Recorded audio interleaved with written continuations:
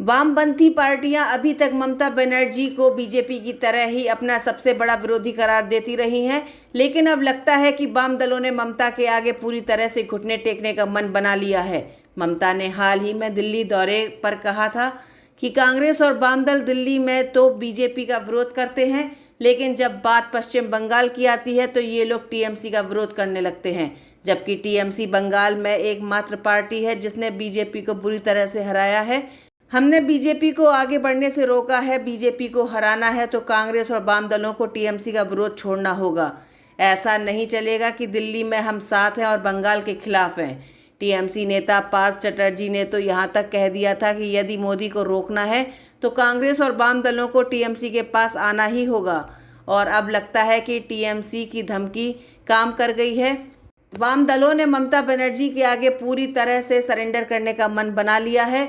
वैसे भी 10 साल में ही सत्ता से विपक्ष और फिर तीसरे नंबर की पार्टी से होते हुए बंगाल में शून्य तक पहुंचे वाम दलों को समझ में नहीं आ रहा है कि पश्चिम बंगाल में वो किस रणनीति पर चले।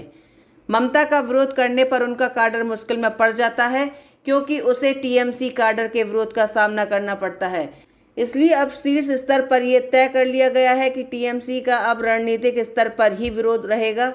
पार्टी ममता की मुश्किलें नहीं बढ़ाएगी। सीपीआई ने तो संकेत दिए हैं कि वो ममता से हाथ मिलाने को भी तैयार हैं। पश्चिम बंगाल में यह नया समीकरण लेफ्ट फ्रंट के चेयरमैन पीसीएम पोलित ब्यूरो के सदस्य विमान बोस के उस ऐलान के बाद सामने आया जिसमें उन्होंने कहा है कि राष्ट्रीय स्तर पर बीजेपी से लड़ने के लिए पार्टी तृणमूल कांग्रेस से हाथ मिलाने को तैयार है।